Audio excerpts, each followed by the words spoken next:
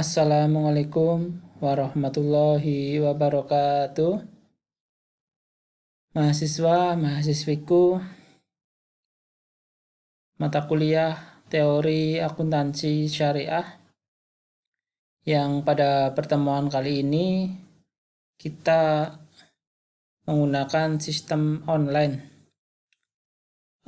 yang mana pada bahasan kali ini ada 3 bab sekaligus yang akan saya paparkan. Yang pertama adalah mengenai kebijakan akuntansi, kemudian yang kedua mengenai manajemen laba, kemudian nanti yang ketiga ada tentang kecurangan akuntansi atau fraud. Oke, langsung saja ya. Ini ada 3 materi dalam satu pertemuan. Jadi istilahnya itu 3 in 1. Jadi akan saya jelaskan dengan seksama dan dalam tempo yang sesingkat-singkatnya. Yang pertama, kebijakan akuntansi. Jadi definisinya adalah pemilihan prinsip-prinsip akuntansi tertentu, asumsi dasar, konvensi-konvensi, aturan, dan praktek akuntansi yang diterapkan oleh suatu perusahaan dalam penyusunan dan penyajian laporan keuangan.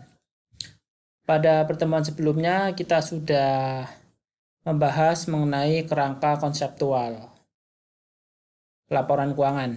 Jadi ada prinsip akuntansi di situ, ada asumsi dasar atau postulat ya, karakteristik kualitatif, dan seterusnya. Di mana di situ ada salah satu konsep yaitu going concern, berkesinambungan. Kemudian ada lagi konsistensi. Nah, ini yang penting. Keajegan ya, konsistensi. Di mana setiap kebijakan yang sudah diambil seyogyanya memang tidak berubah ketika berjalan usaha itu.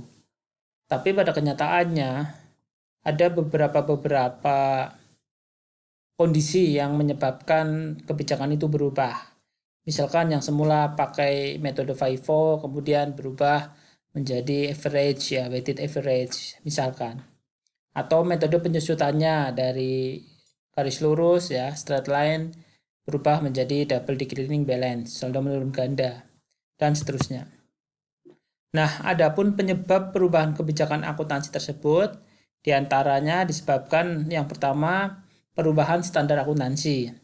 Kemarin kita sudah bahas mengenai SAK ya, standar akuntansi keuangan. Kemudian dibagi lagi ada SAK etap ya, entitas tanpa akuntansi publik. Kemudian SAK yang lain gitu. Nah, apabila berubah, maka kebijakan akuntansi juga kemungkinan berubah juga. Ya, kita tahu kemarin sudah saya sampaikan bahwa untuk Indonesia dalam masa konvergensi ya, adopsi secara bertahap mengenai IFRS, International Financial Reporting Standard.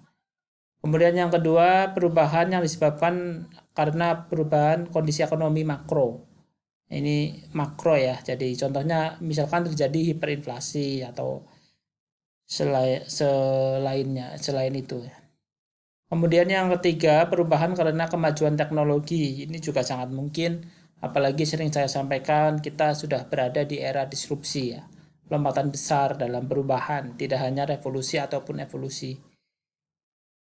Ya 4.0 ya, revolusi industri, kemudian berubah menjadi 5.0 itu society, kan cepat sekali berubahnya. Kemudian karena yang terakhir perubahan entitas perusahaan, misalkan adanya merger atau akuisisi atau konsolidasi, penggabungan usaha. Yang selanjutnya kita bahas materi mengenai manajemen laba atau sering disebut creative accounting, akuntansi kreatif. Yang mana ini masih menjadi pertentangan gitu antara etis atau tidaknya dari segi etika. Atau mungkin dari segi syariah, mungkin nanti sahabat-sahabat atau teman-teman bisa mengomentari ya bagaimana manajemen laba dari sisi syariah. Uh,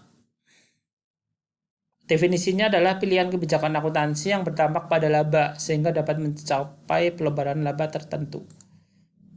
Jadi negatif atau positif ya tergantung sudut pandang masing-masing begitu. Tapi yang jelas praktek ini ada di lapangan. Adapun polanya ada 4. Yang pertama adalah taking a bet, penghapus bukuan. Jadi apabila periode eksekutif hampir berakhir, maka akan terjadi penghapus bukuan itu tidak hanya mengenolkan saldo aktiva tetap ya, bisa juga dengan menjual aktiva tetap yang besar gitu dan seterusnya banyak contoh taking a bet ya. Bukan mandi ya, mandi yang dimaksud di sini adalah tadi ya bersih-bersih aktiva yang sehingga pada akhir periode seolah-olah terkesan bahwa manajemen itu bagus ya. Yang kedua adalah income minimization ya, minimalisasi laba. Jadi laba dilaporkan di bawah yang sesungguhnya. Atau yang ketiga income maximization atau maksimalisasi laba. Jadi laba itu dilaporkan lebih tinggi dari yang seharusnya. Yang keempat adalah income smoothing, perataan laba. Yaitu apabila laba itu dipaksa mengikuti tren tahun-tahun sebelumnya. Jadi kalau di grafik itu biar kelihatan lurus gitulah. Kalaupun naik turun ya nggak nggak jauh-jauh dari trennya. Yang selanjutnya adalah tujuan manajemen laba, yaitu ada 3. Yang pertama jelas untuk tujuan bonus.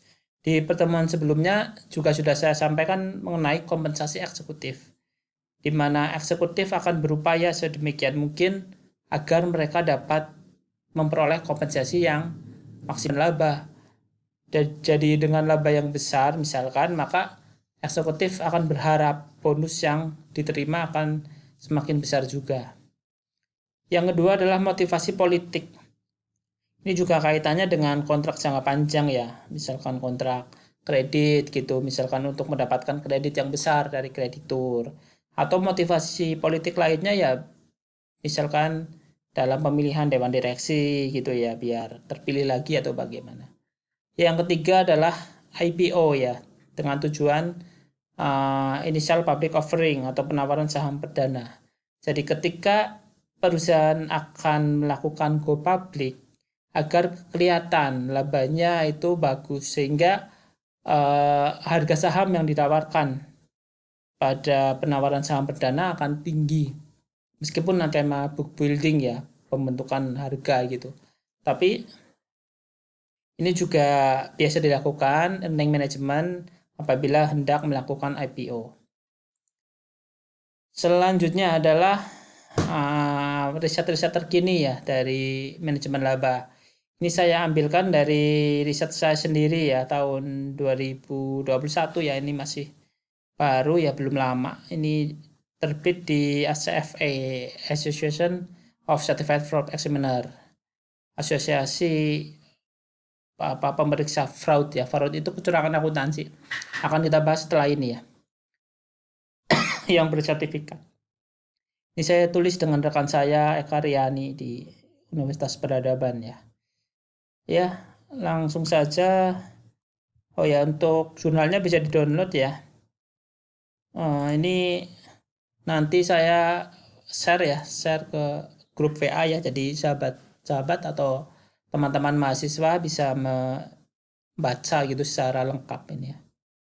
Nggak banyak, hanya 9 halaman ini. Cuma full English karena jurnalnya Asia Pasifik ya. Ini sudah Sinta 3 akreditasinya. Oke. Saya terjemahkan aja ya biar gampang dalam memahami. Jadi yang pertama adalah kasus apa gitu kan, di latar belakang kan harus jelas. Ini ada beberapa kasus ya yang terjadi di perusahaan manufaktur. Ada PT Kimia Farma, ada Indofarma, kemudian PT Agis ya. Kimia Farma itu melaporkan laba bersihnya berbeda dengan yang seharusnya. Kemudian PT Agis juga memberikan informasi tentang laba itu secara material yang tidak benar dan seterusnya. Ada banyak sebetulnya. tapi saya ambil beberapa aja. Kemudian untuk indikator atau tolak ukur ya, dalam perhitungannya ada banyak sekali rumus menghitung manajemen laba. Ini karena online dan kita singkat waktunya tidak bisa saya jelaskan ini ya. Apa maksudnya ini nih? Ini sebenarnya ya hitung-hitungan. Kalau offline ya saya jelaskan ini, tapi karena online ya tidak bisa saya jelaskan karena waktunya terbatas. Oke, untuk metodologi penelitian dalam pengambilan sampel ini menggunakan purposive ya. Dari 149 populasi akhirnya ditemukan sampel 23. Caranya gimana ya, ini dieliminasi. Ada beberapa kriteria. Kemudian unit analisisnya 92 karena sampelnya 23 ya, perusahaannya periode penelitiannya 4 tahun sehingga 23 kali 4 92. Oke, ini hasilnya ya, ini apa judulnya tadi ya? Judulnya determinan itu faktor yang mempengaruhi ya. Yang mempengaruhi manajemen laba ya. Oke, nanti dibaca sendiri aja ya itu bagaimana hasilnya. Oke, selanjutnya saya bahas mengenai ya atau kecurangan akuntansi. Review jurnal aja ya biar teman-teman bisa baca sendiri. Ini juga jurnal saya sebelum di IAIN, di peradaban dulu sama dua rekan saya, ini dari Erlangga dan dari Unper ya, Perjuangan Tasik. Oke. Judulnya adalah Personal Property Leadership ya, kepemimpinan kenabian ya. Kemudian syariah compliant dan Islamic corporate governance, upaya perbankan syariah mencegah fraud. Oke, fraud itu apa? Nah, kita bahas ya ini di slide yang saya berikan.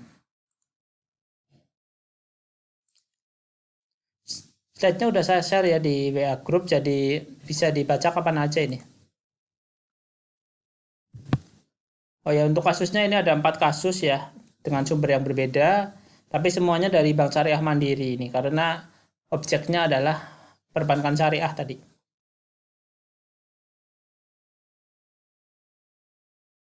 Kita langsung ke jenis fraud aja. Nah, korupsi itu salah satu jenis fraud ya, kecurangan akuntansi. Nah, di dalam korupsi juga ada empat ranting ya. Yang pertama adalah adanya benturan kepentingan, adanya penyuapan, adanya gratifikasi atau pemberian hadiah, kemudian adanya economic extraction. Kemudian ada penyalahgunaan aset dan fraud laporan keuangan. Nah, kita langsung aja ke hasil ya. Ini kualitatif. Jadi kepemimpinan kenabian intinya ketika nilai-nilai ini diterapkan, maka korupsi diharapkan bisa dicegah. Fraud ya dalam hal ini lebih luas. Yaitu ada 4 sifat Nabi: tablik, amanah, fatonah, sidik ya, ini 4 ya. Jujur, amanah itu ya, amanah itu dipercaya ya.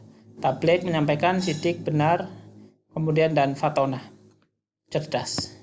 Kemudian dari segi syariah compliant ya, ini salah satunya harus ada dewan pengawas syariah. Kemudian untuk governance ya 5 tadi ya, ada disingkat tarif ya, transparansi, accountability, responsibility, independency, dan fairness ya, kewajaran. Ini kalau sudah diterapkan semua ya, fraud bisa dicegah. Ini hanya tindakan preventif aja, tapi kalau sudah terjadi ya harus ada represif ya, tindakan pengobatan, bukan hanya pencegahan. Mungkin itu saja yang dapat saya sampaikan, kurang lebihnya mohon maaf. Ada tugas yang harus dikerjakan, nanti saya share di grup WA. Oke, saya doakan semoga jadi orang sukses semua. Saya akhiri, semoga bermanfaat. Wassalamualaikum warahmatullahi wabarakatuh.